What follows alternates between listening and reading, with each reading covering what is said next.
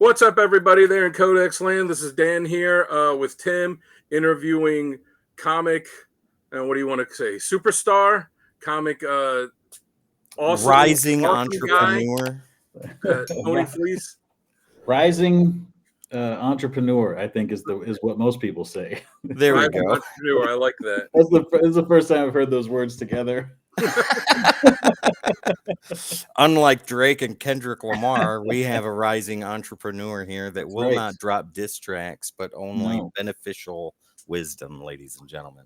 You know, Yeah, the we'll great get thing into that about- at the end of the interview when he talks about the new Kendrick Lamar versus Drake comic that he's working on.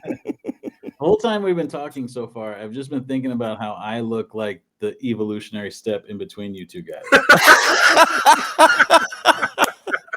That's wonderful. Did you cut all your hair off? Because I still have mine. Oh, I didn't see your luxurious locks before. Wes, if you're watching this, that's two people now that have said how luxurious my locks are. So there you go. Mark Thank it down. you. Right on. So thank you for taking the time out of your evening to sit down and speak with us. Yeah. Yeah, of course. Happy to be here. Yeah.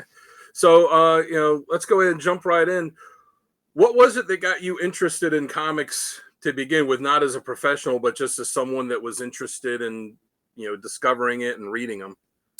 Oh, well, I read them growing up, but only like sort of catch can. I would just get whatever I could, I came from a large family, so we didn't have a ton of money, so it wasn't like my parents just let me get every comic. But if we were, going someplace, I would grab one, or like Archie comics or whatever. But what really got me into like collecting comics and reading them every week and going to comic stores was when Jim Lee X-Men, Adjectiveless X-Men came out. Number 3 was the first one that I got, and I bought that. It was Chris Claremont's last issue. But I was like, "Who's that? I don't care." I was just like, "I got to know more about these mutants. I got to see what's going on. They're so cool." And so I got really into that, and then X-Force and X-Factor, like all of the Uncanny at that time, all of that, like Gold Team, Blue Team. Yeah. And then when those guys went to Image, then that really was huge for me. So like around that era is when is what got me into comics. It seems like we all were around the same time frame because like with X-Men number 3 for you, it was Amazing Spider-Man 351, Fantastic Four 356, I think it was, Batman, Superman, all that stuff. Yeah. So with going into that, then is that what inspired you? Like reading those books, did that light the spark, so to speak, to get you to want to do something into that industry, or did that come along later? I think it sort of came along later. I mean, I had always wanted to draw for a living when I grew up. And I for the longest time, it was like I either wanted to be an animator, like work for Walt Disney, or draw comic books. And so both of them were sort of like things that I was super interested in, which sort of shows up in a lot of my work now. Yeah.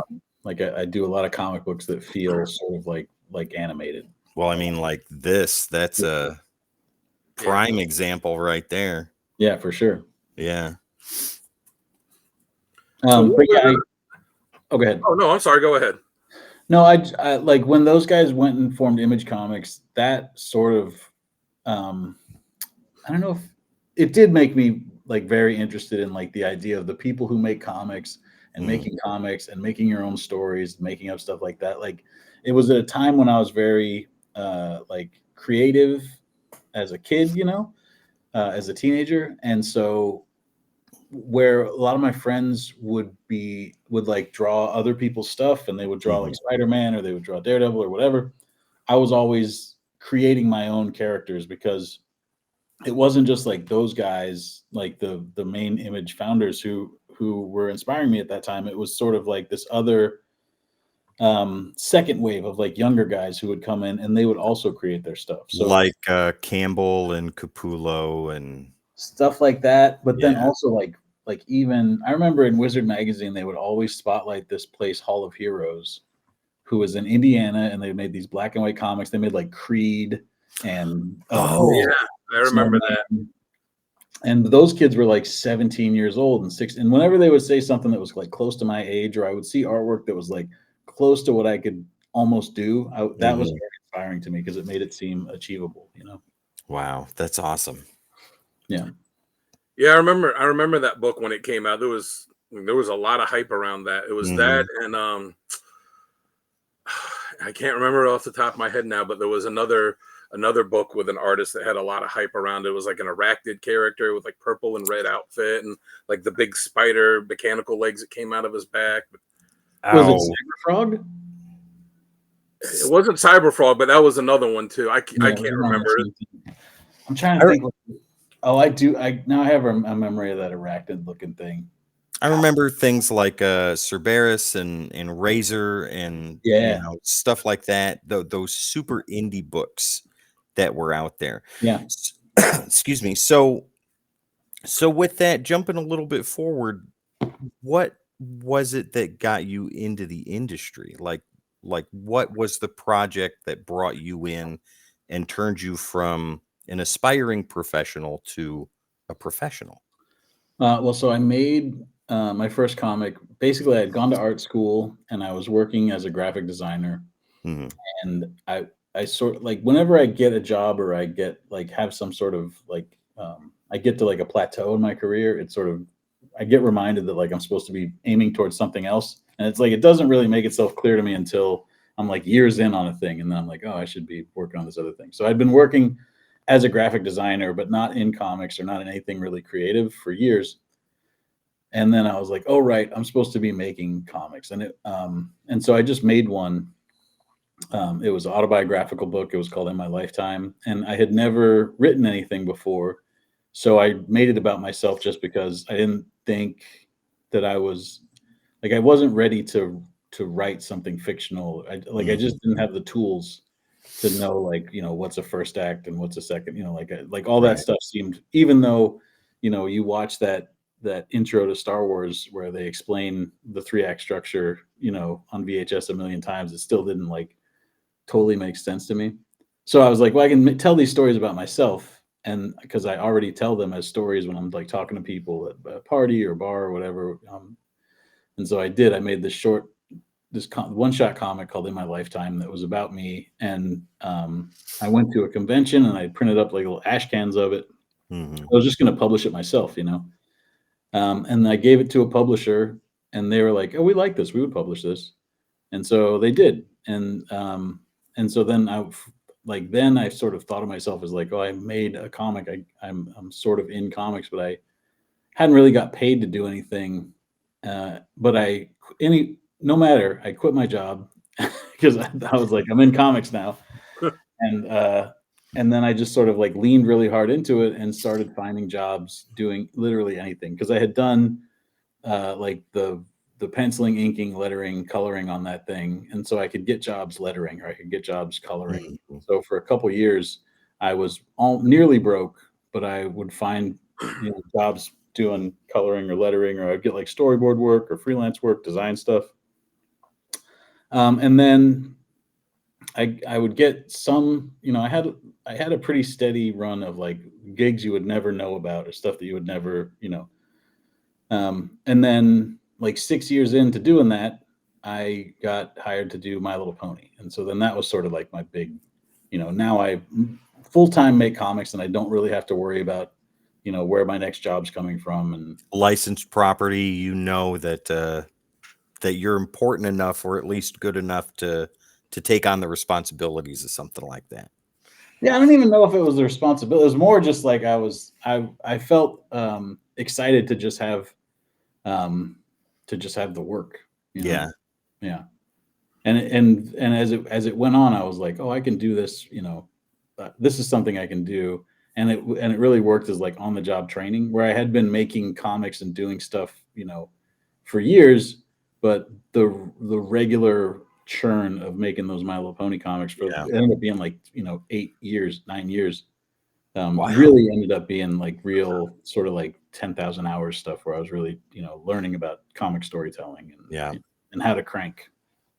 Right on. Well, Okay. talk about My Little Pony for working on licensed comics. You have that, and then you also have done on the complete other end of the spectrum, the Army of Darkness. I think So that it is the shows you got a pretty good range there. Is there do you have, like, when you're sitting working on stuff like that, do you have to, like, can you work on something, two things that are that different in the same day, or do you kind of have to say, all right, today's mindset is this, tomorrow's mindset is that? No, I can switch gears pretty easily. And I think it's because like all of that stuff, like I said, when I was growing up, I wanted to either be an animator or make comic books. And I love Disney movies and I love horror movies, and like all that stuff just sort of is, what makes up what my deal is, And so I don't really think about them as being that different because I love them, equally. So I'm Mhm. able to sort of like switch gears pretty easily. I have friends that, like my buddy Tone, who works on Feral and Stray Dogs with me.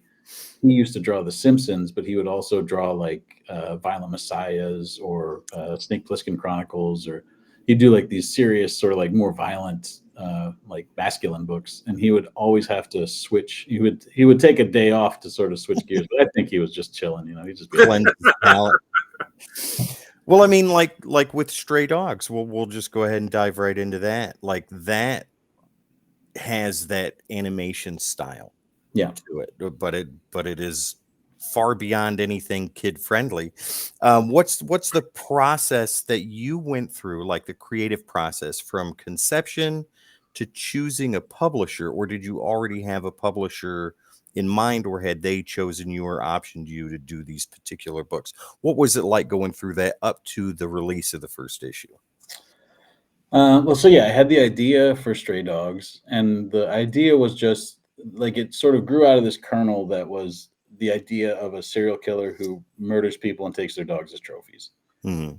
From there, it's sort of like I went through a process of, not a process, like I'm just sitting there at my desk at my art table, like thinking about what that story is, and I pretty quickly landed on, it should be told from the POV of the dogs, and it should look like Oliver and Company, but instead of being like thieves, there should be a murderer. Um, and so when I had that idea, and then a lot of ideas about the story. Like once I had what the vibe of it was and Mhm. what the premise was, a lot of ideas just started rushing into my head. Like, oh, this character would do like this, and like things that happened at the very end of issue 5, like came into my head right away. And so then I just started writing stuff down really fast. Um, and then the other thing about that was I knew that I wanted to just write that one and not draw it, and because I wanted somebody that, even though I drew cartoony, I wanted Right. somebody that could do very specifically that, like Don Bluth, Walt Disney animated You style. wanted that type of style to fit with the story that you were Yeah. telling. Yeah. Yeah. Then I went and I had met Trish Forstner, who draws Stray Dogs and Feral, I met her through My Little Pony, like through working on that book. We both worked on it, and I met her at a convention, and I had seen a drawing that she did that looked just like Don Bluth, and so then I hit her up and I was like, hey, I'm interested in talking to you about working on something. It's different, it's not like ponies at all. And then we talked about it, and she was way on board, and like very luckily, because there's a lot of this is her first comic book. Like Stray Dogs #1 is the first comic book she ever drew. And Wow. so with a lot So of newer artists. Oh, go so ahead. so did she have to watch many hours of Disney animation to kind of get the feel I think for? she was just doing that anyway. Oh, right on. That's what she likes. She loves cartoons, man. There you She go. does that shit. Well, you said that you wrote it, but you got someone else to draw it. So, what is it like when you're writing a project? Do you write it any different depending on if you're going to draw it or if you're going to have someone else draw it? Yeah. Yeah. I still write a thing out for myself. Like when we write Local Man, Hmm. I still write that out fully, but I do allow sort of more of a shorthand because I know I'm going to draw it. So like if I'm writing like Uncanny Valley or Army of Darkness or something where the artist is just fully doing it, I'm not touching it at all, I'll be very descriptive in those panels. But if it's something that I'm working on, it'll just say like, like Local Man will just say like cross jack, shot of cross jack. And then I know like Yeah. I'm just drawing that guy. Like for these books that you have someone else draw, will you still do character designs and give it to them and say I want it to look like this, or is it just straight up writing of the description and then going back and forth with them to get it? It different from project to project. It sort of depends on like what the relationship is with that artist. I mostly work with just people that I already am pretty tight with. So generally when we're designing characters, we'll end up going back and forth a little bit because I am an artist, like they'll send stuff over and I'll go, oh, this is cool. And then I'll sort of sketch on it and send it back and say, what about if we did something like that? And then they'll send. So it's always pretty organic with me. I haven't I don't think I've ever worked with anybody where it's just been a stranger. I guess this thing I'm working on today is through a bigger publisher, and it's somebody that I haven't met before. So we're just sort of like, well, we'll see, we'll see what they do. A new challenge, new Yeah. opportunity. But going back to Stray Dogs for a second, how did you choose the publisher? How did Image Comics come into that conversation? So I'm friends with Kyle Higgins, who does Radiant Black at Image, and he did a bunch of other books over there. And he was a big fan of just the idea of Stray Dogs when we're sort of at conventions, we would just be like, oh, what are you working on? And I told him the pitch for Stray Dogs, and he was super psyched about it. And he was like, whatever I can do, let me know if I can help you out with that. And then Image is just like the best publisher for that sort of thing in terms of like the business side of it. Like we own Stray Dogs completely. They don't take any percentage of the publishing or the media or anything. Yeah. They just take a fee and then they get a percentage of trade paperbacks. But that's awesome. Yeah, it's the best deal in town. And then, but also with Image, the logo sort of carries enough cachet where when two people who make My Little Pony comics show up and they've got this book that has cartoon dogs on it, any other publisher, people would, I think we might have found an audience, but it would have been harder to get there because people just look at the Image logo and they go like, well, they don't put out bullshit. So it adds that legitimacy to it right off the bat.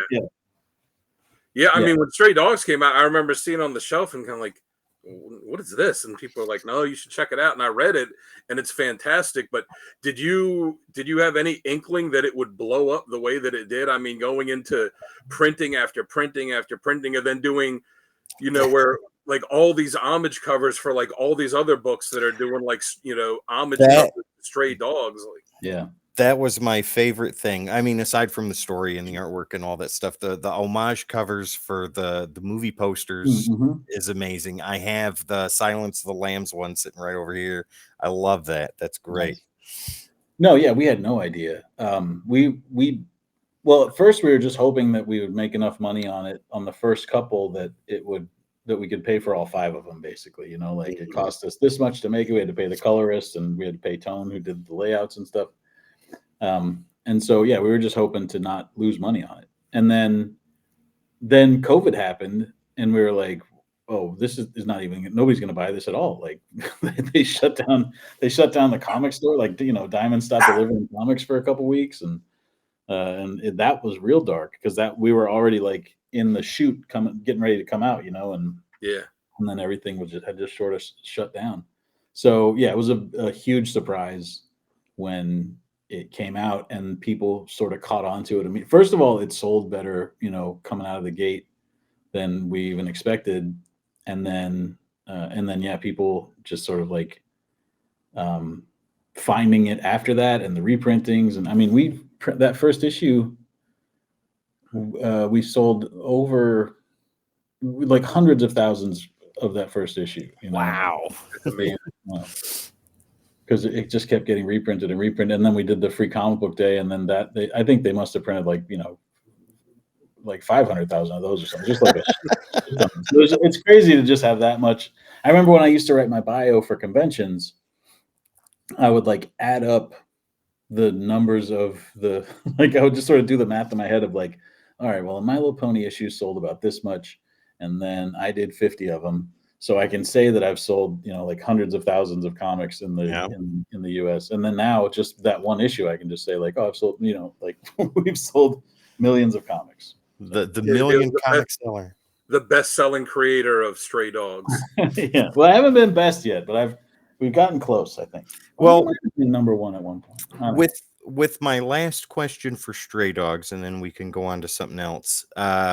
Is there an option to see something animated in the future? Oh yeah, we're always working on that. We optioned it to Paramount before the book even came out. And then, but that's been now, like 4 years ago. So that thing has run its course, and now we're talking to other people about it. But it's always in the mix.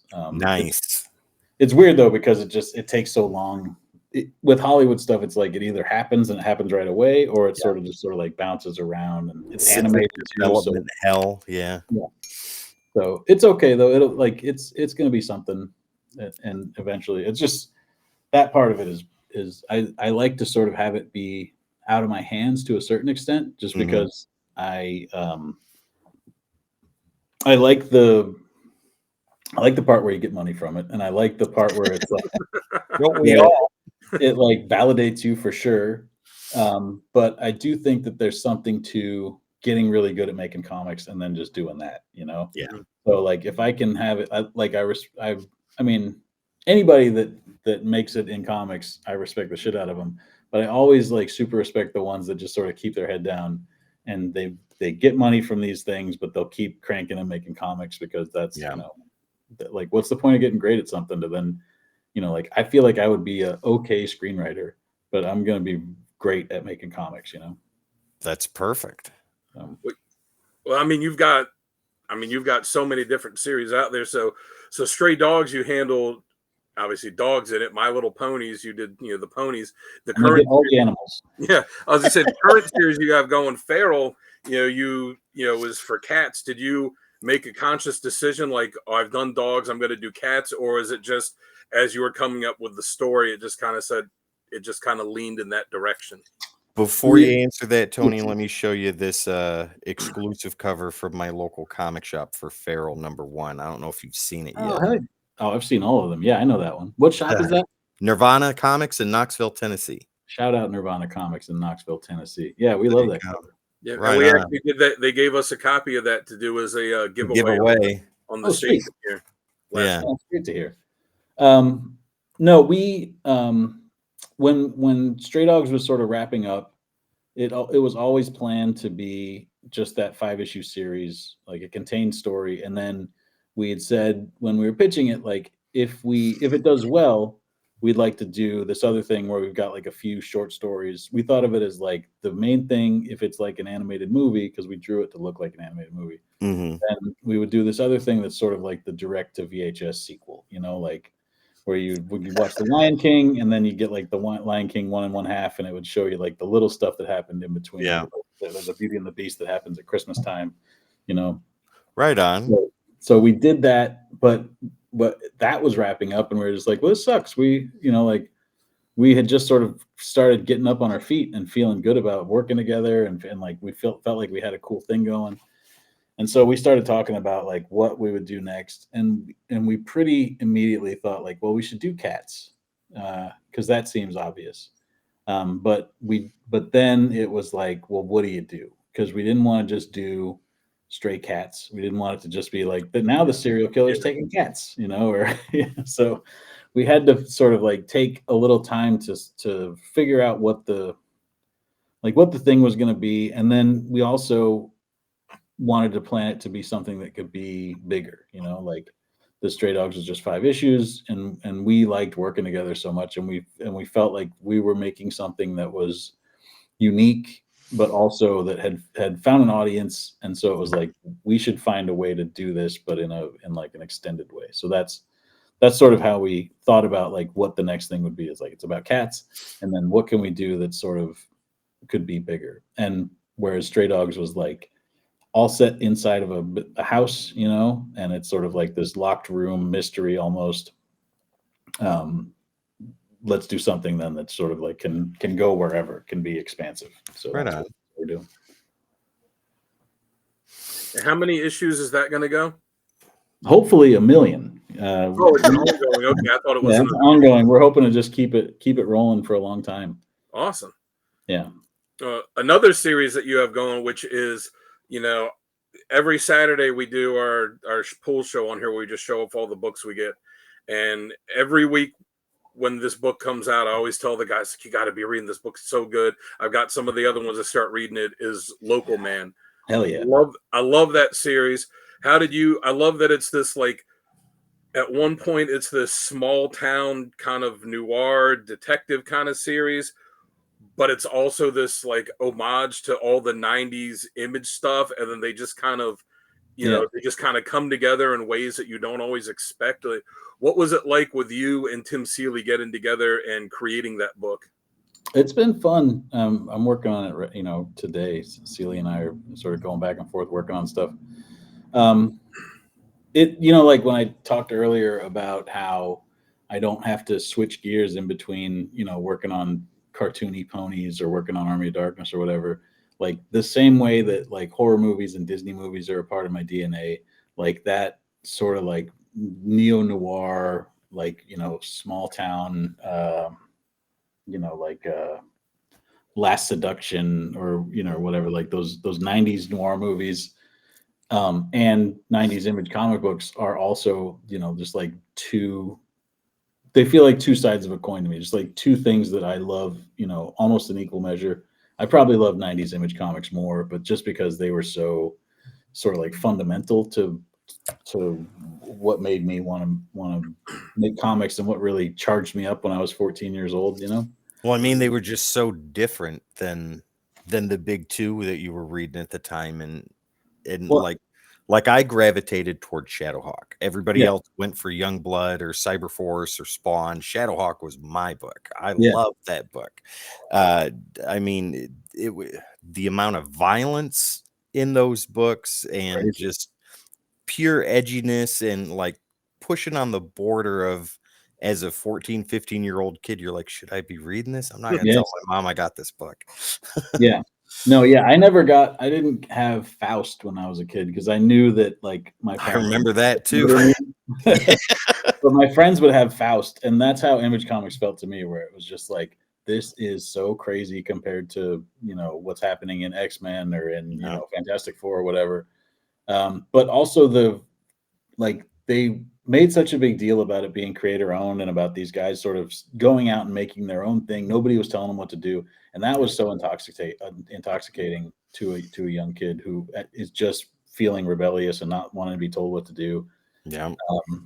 And yeah, so creating Local Man was basically just like Celia and I would be at conventions and talking about like our favorite Image comics or like small press independent comics. Like we sort of share a love of that stuff. And one day after we had been at like a Long Beach convention, Tim emailed me and was like, "What if we did something that was like that had something that like worked with those 90s tropes, but then also we made it sort of like we did like a 90s Vertigo comic meets like a 90s Image comic." And I heard that and I thought of like the 90s Vertigo comic that I liked, which like I never at that point I hadn't read Sandman. And so I hadn't read like Books of Magic or Lucifer or Fables, any of like the fantasy magic-y stuff from Vertigo was not my Vertigo. My Vertigo was like Scene of the Crime, Scalped, Why the Last Man. So I saw like do a 90s Image comic, but have it have like a realistic sort of like crime story side to it. Yeah. And so that ended up being what it ended up being. And then that, like we were talking earlier about kicking designs back and forth, like that was a lot of kicking story ideas and characters and stuff back and forth and sort of like coming up with a cast and a premise that sort of gave us like an engine to tell story from that we could just sort of roll on for a long time. So the very first part of it was real improvisational just between the two of us. Like he would send me a script or like a scene and then I would shoot some stuff back or we'd write notes and it sort of has evolved into the process that it is now, which is us doing almost like a summit where we get together and we go break a whole arc and then Tim always writes the first draft of the script while I'm drawing because the art job takes longer, and then I'll do my draft and get into drawing it. But yeah, we love making that book. But it's super fun. It's just, you know,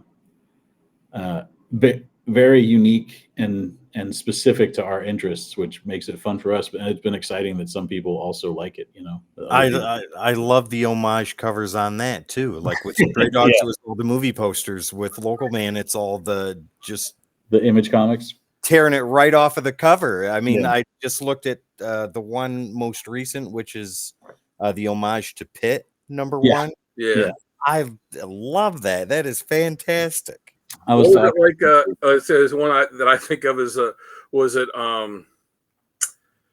who was it for Shadowhawk, where Jim Valentino did that, and he was like he's like Valentino after myself, or however he sounded like that. I was like, oh, that's so great. Yeah, that was great. That one was real collaborative, and I think we pissed off Eric Larson too, because none of us remembered that he inked that cover. Valentino wasn't doing great at the time, and he just sent us, because like he'd been in the hospital, and he sent us like the pencils of that cover, but it was just like the sketch of Camo Crusader. And I'm looking at all of these right now. He sent us that, and he was like, "This is all I can do. Can you guys make something out of this?" And so Seeley then inked it, and then my job was to take the background from the original cover and just like sort of like comp it together and make it all fit. So it's just the same background, but we forgot that Eric Larson inked that, and we did not credit him, or we didn't ask permission or anything like that. So feel bad about that, but that was so cool having Valentino do that cover for us. And then the very next one after that is Will Spertasio. So we had a short little 2-issue run there where we had just only Image founders doing our variant covers. Well, I'm looking here. You've got the Darker Image homage, an homage from Wizard Magazine. Continuing on, let's see here, just moving up the lines. Youngblood Strike File, the Max, Image Zero. God, that is Mike Turner. Yeah, Fathom. Yeah. The You'll have to get Eric Cyberforce Larson one. to do one now to make it up to him. Yeah. So we tried on those. We tried to stay away from, again, like making it real specific to ourselves and like what our, you know, weird Image Comics interests are.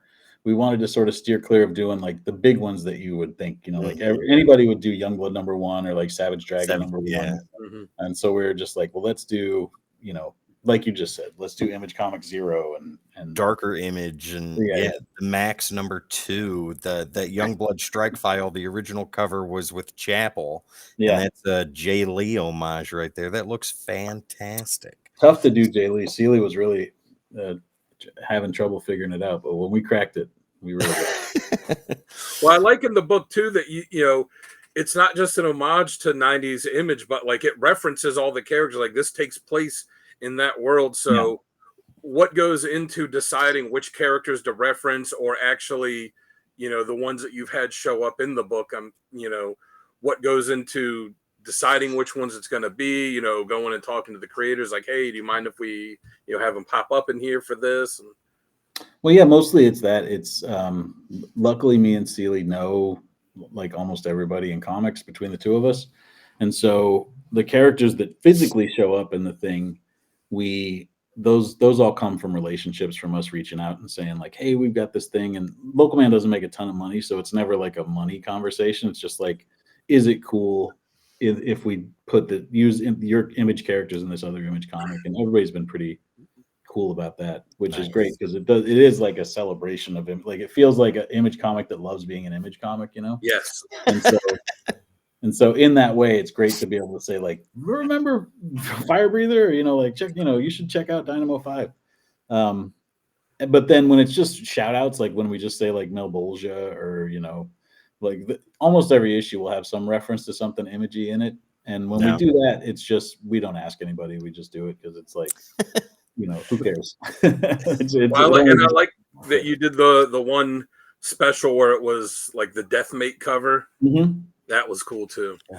Yeah, that was our favorite one to do, just because it was like we were drawing on the same page together for the majority of that thing. It was almost like how they did Image United, except we didn't do it. They did it through FedEx, where they would like mail pages back and forth, and we just did it through Dropbox. And wow, drew I it on. can't imagine how long it took them to do that issue then. Yeah, well, they only got, I think, 3 of them finished, so it eventually it became too much for them.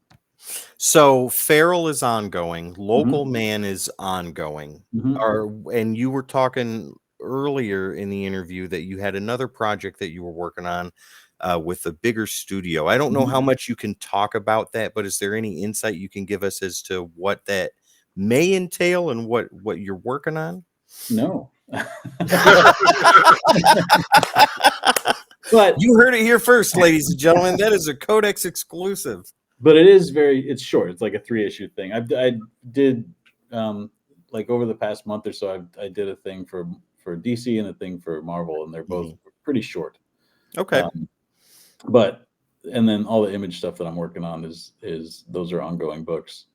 And that keeps more of your attention than the other stuff. Yeah. Well, but then I'm also doing Army of Darkness, which is going. I think I just turned in issue 10 of that, and that goes up to 12, and then we're doing a special.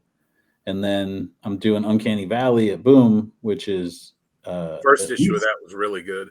Oh, thanks, man. Yeah, we could talk about that. That's going to be at least 6 issues, hopefully 12 issues. Nice. So we'll see what that ends up being.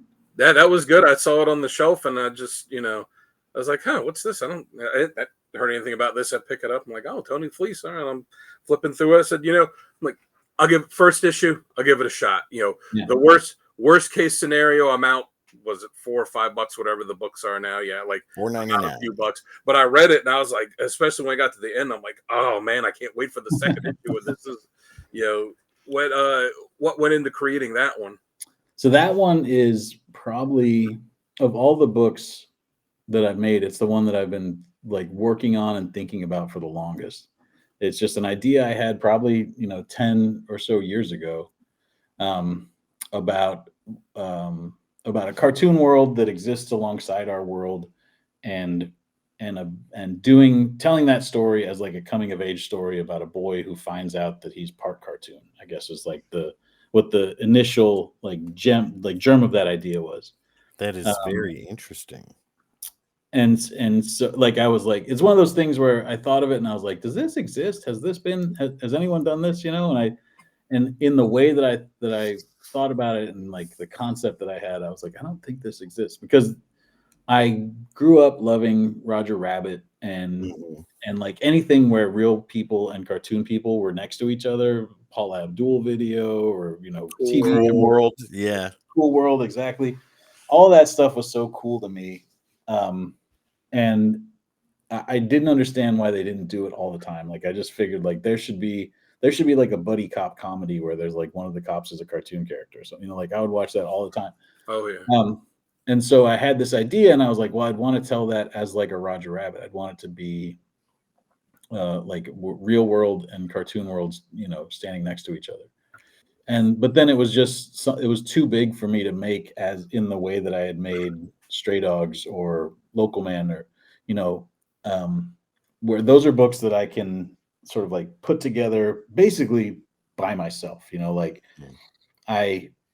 I mean, other people work on them. Trish and I are our partners on Stray Dogs and Feral, but that's a book where when I had the idea, I didn't have any question of like, I can put this together, find people, package it, all that stuff. Like I can get to the end product by myself. But with Uncanny Valley, I knew I needed an artist on it I either needed somebody that could do 2 styles and could really do it beautifully and like have it look like the thing is supposed to look, or I'd need to get 2 different people and have somebody do the realistic part and then have somebody draw cartoons over top of it. And either way, I couldn't afford that on my own. Like I couldn't afford, because somebody that good, is going to be like a working professional that I have to pay. Like Trish, luckily I just found her. She hadn't worked yet, so I could find her and just be like, hey, you want to team up and work for free for a couple of years and and take a shot on something. And with me and Seeley, we're both working professionals, but we can afford to take a shot, put a lot of work into something that may or may not turn into money. But with this, it wasn't until Boom came along and said like, hey, we're interested on working with you. What do you have? And I showed them sort of like my ideas, and they zeroed in on that one. And I was like, well, this would be great, because I literally need somebody to to pay for it. Like I need somebody to help me make it. And then when we got up and running and like we'd been developing, and they were looking at artists, they were real hot on the idea of getting like one of these cartoony artists that was popping, like somebody that had like a successful book out that's cartoony. And I kept being like, well, look, it's going to be much easier for us to find somebody that can draw very realistic but can also do cartoony than it will be to go vice versa, like. Yeah. And it has to look real for the contrast to work. And so I had known Dave Wachter for years, and we'd worked together on a couple, like during my broke ass 6-year period where I was trying to put stuff together before My Little Pony. We had worked on a few things together, and I had even talked to him about this thing before, but I was just like, I don't know how to do it, and at the time I was like, would you want to draw just the realistic part, and then maybe I would draw the cartoons. I was just trying to figure out like how to. But luckily at the time when we were putting this book together, Dave was just finishing up Punisher, and he hadn't done creator owned in like a decade and was looking to get something else going. And we were good friends. So it was just like, a perfect timing where he was ready to do this, and also a perfect timing where he was ready to really show off, like he's like the same way I had been like going through stages in my career where it's like, all right, just get work all the time, just make a living as a comic book artist. And then it's like, all right, well, now you got to make your own stuff. And then now you got to be successful at making your own stuff. He's been doing that same thing as an artist. And so at the time when we started working on Uncanny Valley, he had been doing Turtles for years and Marvel stuff for years. And it always looks great, but he hasn't really been able to just fully show off, forever, because it's always like, well, here's the deadline and we're going to get this colorist on it and this will be the letter. And when you do creator own, you have ownership that you can sort of, really say like, this is what it's going to look like. And so you can stretch your legs a little bit. Yeah, exactly. Yeah. It's been a real blessing that he decided to just go off like this on this comic book that I've been working on for so long, because it looks beautiful. Yeah, the first issue was fantastic. Like I said, I picked it up and read it and was definitely very excited for the next one. So you said it could go 6 issues, or I guess if it sells really well, it could go 12 issues. So yeah, at what point will you know if you're going to get to do the 12? That's like, the weird thing. That you're gonna end 6. Is it going to end the same way regardless of whether it goes 12? And for sure, I had at a certain point we were planning it out. I had to just decide like, all right, well, am I going to do the abridged version of this where where we just sort of like figure out a quick way to wrap it up, or do I just go nuts and just do a cliffhanger? And so we're going cliffhanger. And if it doesn't end up going 12, which I feel like it feels pretty good. But if it doesn't, you guys can just call me up and I'll tell you what was going to happen. Right on. For creator-owned stuff, there's always Kickstarter too. Have you ever thought about doing a project like that? Like, we interviewed Jimmy Palmiotti a few weeks ago, and he, had launched one Kickstarter then he just launched another one the other day. Like, do you think that a crowdfunding thing is something that you may ever do in the future? He's got a whole system set up for those, man. He really cranks those things out. That's like inspiring to see him do that. We did one a couple years ago for like a one-shot European format, like graphic novel that I did. And it was successful and it was fun, but also like all the work part of it, like all the shipping and all the stuff that is not making comics, making like rewards and corresponding with people and all that stuff, dealing with printers, is like that part I don't love as much. So yeah, I don't think any of us do.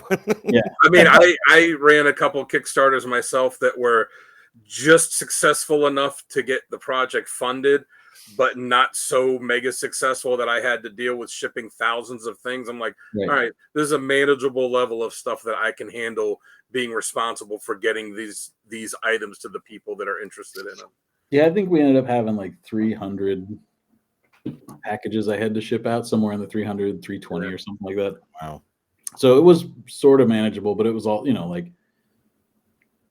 ended up being days and weeks of work of, putting all that stuff together. But at the end of it, it is nice to just have like a product that's exactly like what you envisioned, like you get to print it up how you want and you use the paper you want and all that. But I also, I'm fortunate and blessed enough that I can also just sort of do that with Image right now.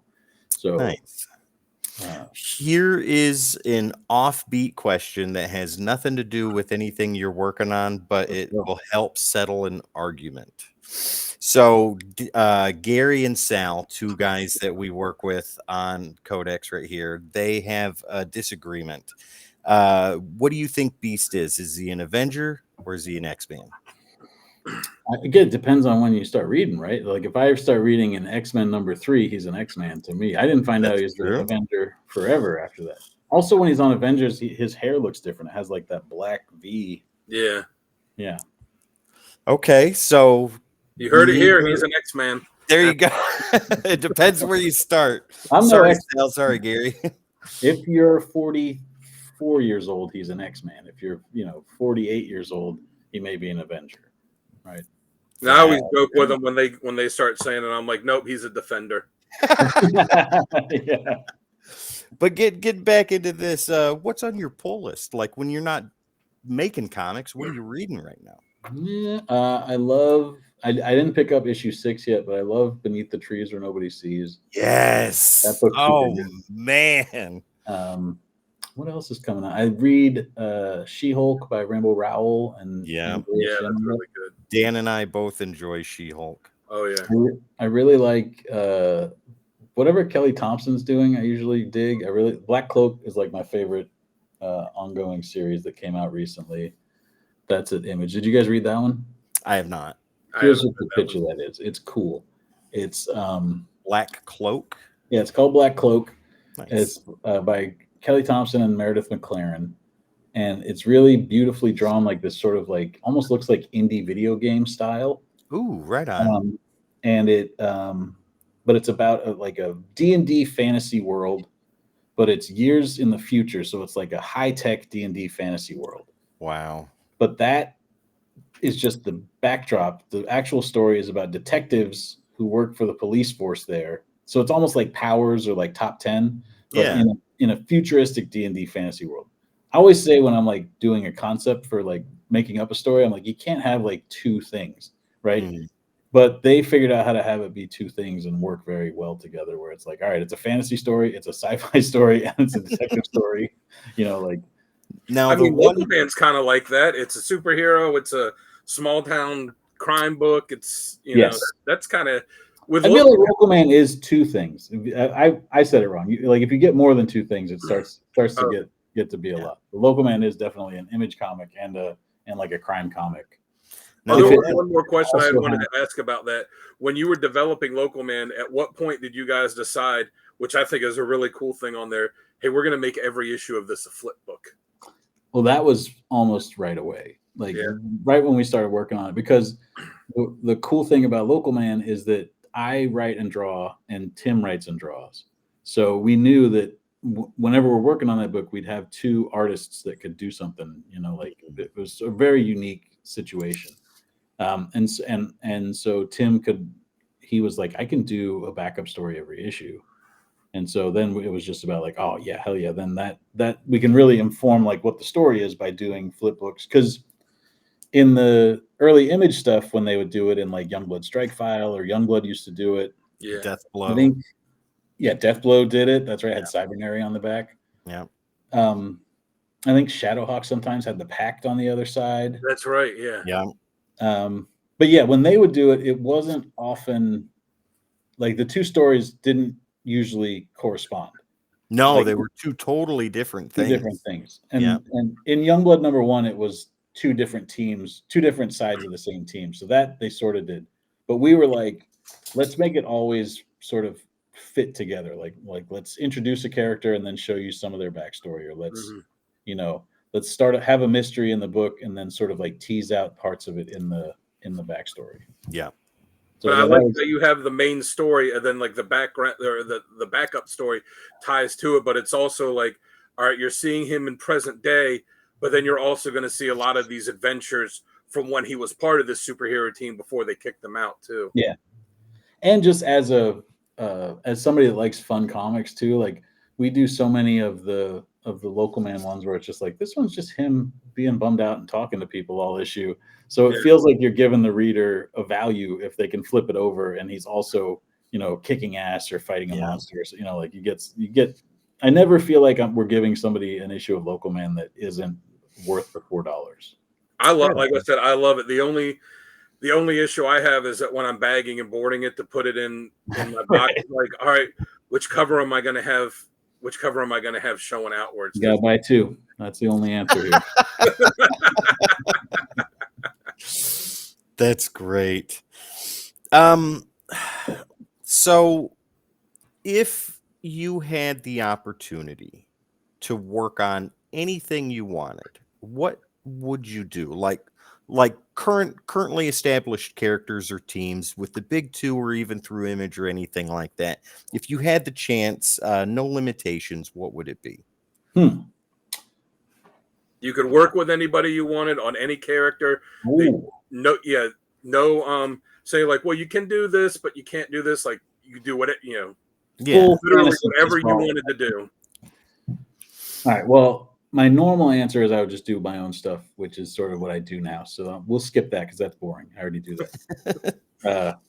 And then my other answer is that it used to be Star Wars, and I did Star Wars Adventures comics, and that really like ticked the bucket list item off for me, and I could sort of just like, it was very freeing. I can do whatever I want now, and I don't have to worry about reaching some goal or whatever. I can just make my own.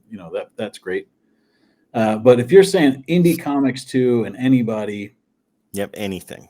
The one that quickly comes to mind is I would just sort of like publish and direct and guide Monkey Man and O'Brien with Arthur Adams.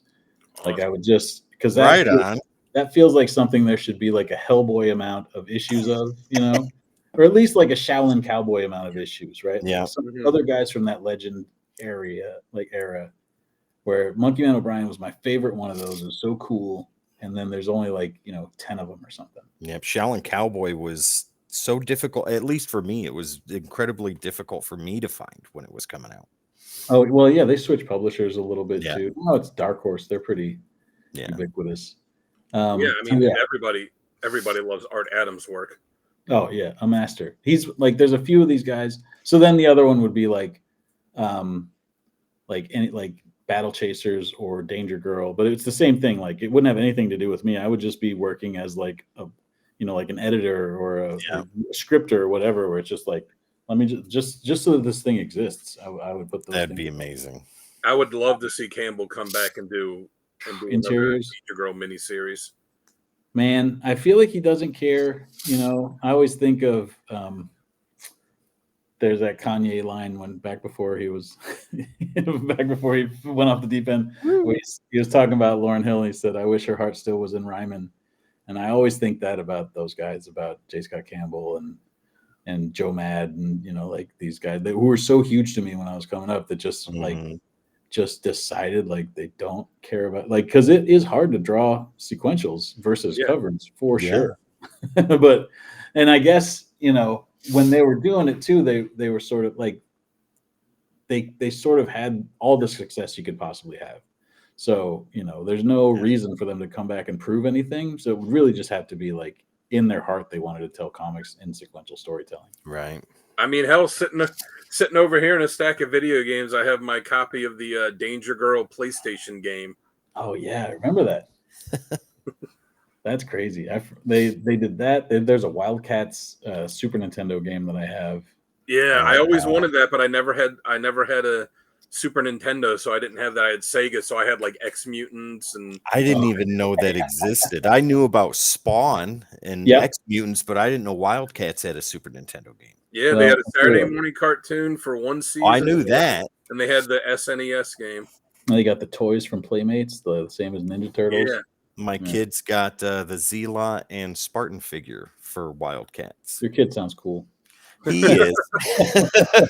I told him in the beginning when he started getting toys, because he saw that I got toys, and I I take all of my toys out of the package. Sorry Yeah. for all you MIC guys, but they're coming out. I'm messing around with them. I told him that. I was like, don't worry about how much this could be worth later. Yeah. Play with it now, because that amount of time is worth so much more. And that's what he does, and I love it. And he gets everything from Mafex figures all the way down to what you find at thrift stores. And he takes his phone and he goes out and he tries to do stop motion, and he shows Yep. me, and I'll edit it on the computer for him, and he just digs the shit out of that. Yeah. And as long as he's doing that, I'm 100% okay with it. Yeah, that's awesome. So Yeah. you mentioned, that there's been talks of a Stray Dogs animated movie. Is there anything else, for Local Man, for Uncanny Valley, any of these other things that there might be movies, shows, Local Man video game, action figures, like anything in the future? That would be rad to get a Local Man like Super Nintendo game, or Ryan Polito just did the Kickstarter for Lady Death. He Mhm. made a Lady Death Super Nintendo and Sega Genesis cartridge. Put the thing on the Nice. inside so you can play it in the system. Wow, that's crazy. Yeah. I gotta It talk would be to cool to Ryan. get a Local Man figure. I feel like that could happen at some point. Sealy's real tight with those people that make like the independent action figures. They've done a bunch of hack slash ones. And Nice. Sealy's such an action figure head that I'm sure if ever there's an opportunity for that, I'm sure we'll do it. But like TV, movie stuff. There, most of the stuff that I'm working on, there's some level of like discussion about it, just because I have people whose job it is to go make us money doing that. To do that. But none of it is at a place where I always feel like it sucks, because like there's the one side of it where like if you just say like, oh, people are talking about this, then like speculators will buy your comics and it makes it easier to keep making them. But then also it's so embarrassing if it doesn't happen that you're just like, what happened to this? And you're like, well, I mean, I could tell you what happened, but the best thing I think you could say is it's been optioned, and what they choose to do with it from there is out of your hands. Yeah, that is what I tend to say most. Yeah. None of these other ones have been optioned yet, but they're always bouncing around. Somebody's looking at them, or we're having some meeting, or right on. You got Feral going on, you've got Uncanny Valley, you've got all these books going on. What other stuff do you have coming up that we should keep an eye out for, or that you can actually tell us about? There was a time. I guess I still currently am working on 6 things at the same time. So I'm doing a Marvel thing and a DC thing, and like I said, they are both short, but nobody can know what they are yet, and so it's just, who cares? I just tell people to keep an eye out for all those books we talked about. Look for Uncanny Valley, look for Local Man, Feral. If you haven't read Stray Dogs, check out Stray Dogs. Those are sort of my ongoing concerns for the time being. Just sort of like I said, being in the privileged position to have so much creator-owned stuff going on right now is my actual dream. Like if we're talking about dream job or dream, comic book fantasy camp, like that's what I would hope to do. So I always just tell people to check those out, because those, if you buy them, I can keep making them because we make money on them. And although I probably should not continue to do 4 at the same time. That's a lot. That's a lot of creator-owned, and I guess I'm not. I'm doing 3 creator-owned books and Army of Darkness, 3 ongoings at the same time is heavy duty. I'll say this. I think make sure everyone out there, make sure you follow him on all of his socials. That's how I messaged him on Twitter here. I guess it's called X, but I mean that's stupid. It's always going to be Twitter. Yeah. But I messaged him on Twitter, and we talk back and forth to set this up, and also got Instagram on here too. And as we all talked before when we were chatting before we started the interview, there's TikTok that Tony and Tim have, and my Luddite ass does not have TikTok. So, yeah. But follow all these and cheese. Yeah, and I know you'll be making some announcements, whenever these new books come out. Yeah, and also I'm going to be doing in a few months, when sort of like when some of the stuff I'm working on slows down a little bit. Like Army of Darkness wraps up in a couple issues for me at least. There's a Mm. bunch more that still come out, but I'm going to do a tour across the country where I'm going to hopefully hit up a bunch of comic stores and sign stuff. And so if you are anywhere across the country, feel free to message me on social media or have your comic I store reach out to me. I I'm will gonna, have mine reach out to you. I'd love to see you in Knoxville. That would be amazing. yeah, for Good sure. for What's your you. shop in Knoxville again? Say it one more. Nirvana. Nirvana Comics in Knoxville, Tennessee. And one of the guys on Codex here, Uncle Gary, he is co-owner of a shop in Virginia called Comic Logic. Yeah. Oh, I know that shop too. Hell yeah. Yeah, they just had Brendan Wayne there a couple days ago for free comic book day. Well, cool. Yeah, we're gonna try and hit up just a ton because like part of making this many creator-owned books is like having a lot of face to face with retailers and just sort of like letting them know what your plans are and letting them know, that they can count on you to not uh, start sucking anytime soon. Like I like talking to retailers and just saying like, here's what's coming. You can look forward to this. You'll be able to sell this. Yeah. It's so much easier than just like putting the book in previews and hoping they order it. Being able to say like, here's how you sell stray dogs, here's how you sell feral, like just it works pretty well for us. So I'm gonna hit up as many shops as I can. Well, too, I imagine that they probably say like, "Hey, this creator's coming," and they put the books out. People are gonna be like, "Oh, well, I'll check it out, and I'll buy it even if it's just I'll buy it to get him to sign it when he Yeah, comes by." for sure. Yeah, just from having like, there's certain shops that I just from having relationships with the people that own it, or I live near there. Like I've like different places I'd lived throughout my life. Like I used to live in South Dakota. There's a shop there that like has a huge Tony Fleecs readership, or my parents' hometown in Colorado. Like they sell a ton of my books just because I go through there and sign stuff, and you can sort of set up little franchises across the country just by popping in. I mean, I remember that when I was a kid. You talked about the early Image. I remember when they did the Killer Instinct tour, and my mom would take me and a friend, and we went and just stood in line outside the shop and go in, and they had the Killer Instinct tour book that you got for free, and you just had your stack of comics and just went through and they signed them. And like, oh well, I got because it was like they'd sign 2 or 3 books or whatever. I'm like, oh, I got more to sign, and just go get in the back of the line and come through and get them to sign more. Same thing with Mark Bagley. I got him to sign a bunch of Spider-Man stuff, and Lobdell Nicheza when they were doing X-Men. It was just like, here's an appearance at another universe in a mall, and just show up and wait in line and get them to sign your books. And that was awesome. That's the things as a kid I always remember that, like, make me more inclined to buy a book that they're working on that I might not know of. And they're like, oh well, those guys are really nice to me when I was a kid. Let me check this out. Yeah, that really does imprint. That my 2 big ones were J. Scott Campbell. I lived in Colorado at the time, and he's from there. And he came to like a art school that I went to, and same John Romita Jr. also came to that same art school, and they taught little classes, and then they also like signed books and stuff. And to this day, I will buy any J. Scott Campbell or John Romita Jr. comic.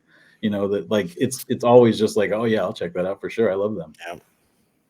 So you talked about going to shops. Are there any, as conventions are really starting to wind up, are there any conventions that you're going to be going to? Yeah, the next one I'm going to is Motor City in Detroit. And then I'll be at San Diego Comic-Con. And I'm going to be at ALA, American Library Association, also in San Diego, but that's not a convention unless you're a librarian. I'll be at a ton of shows. I don't know them all off the top of my head. I'll definitely be at LA Comic-Con out here. And I'm going to 1 or 2 pony shows because those still exist, and I can go after them because that's like my secret identity is that I worked on this My Little Pony for so long that I have a whole other world of fans that are pony fans.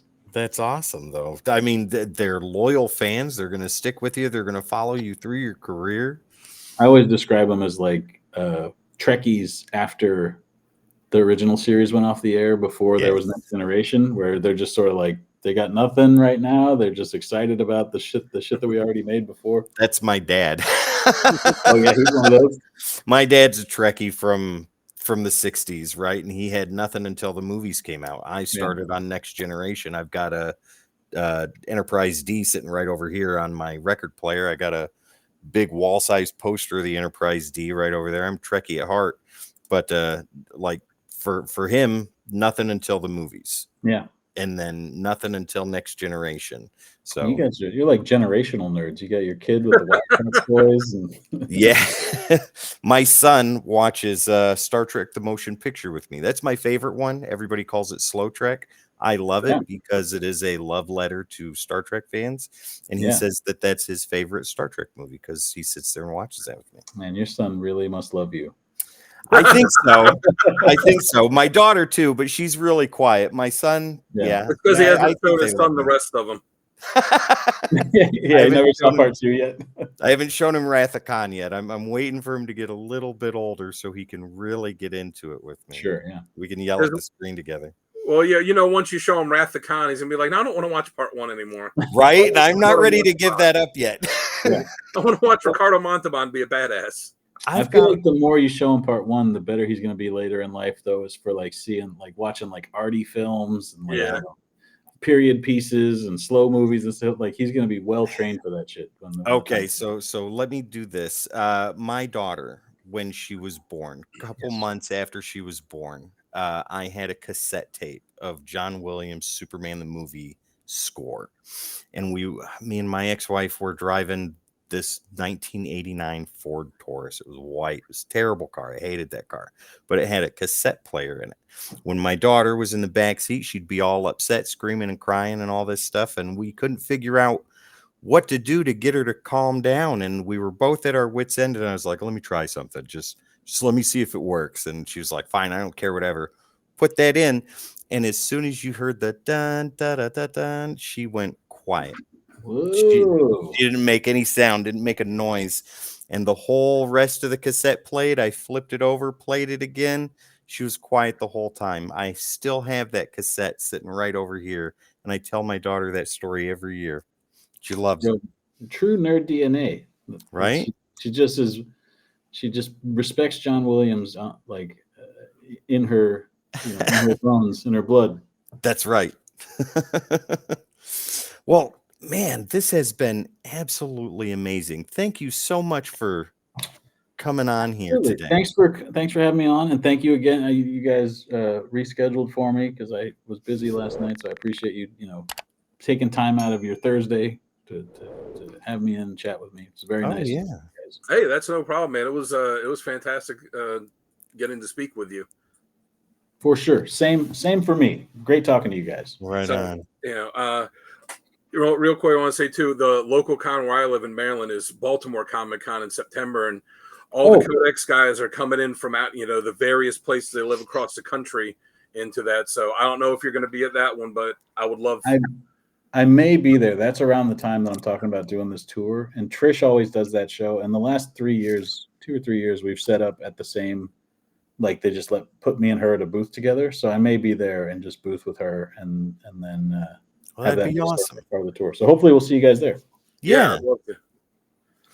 All right. Well, thank you for taking the time tonight. Make sure you check him out on all of his socials and, buy all these books that are coming out because we're buying them all and we're loving them all. And I'm anxious to see what the new stuff coming out is as well. Thank you guys so much. And thanks for your support. Absolutely.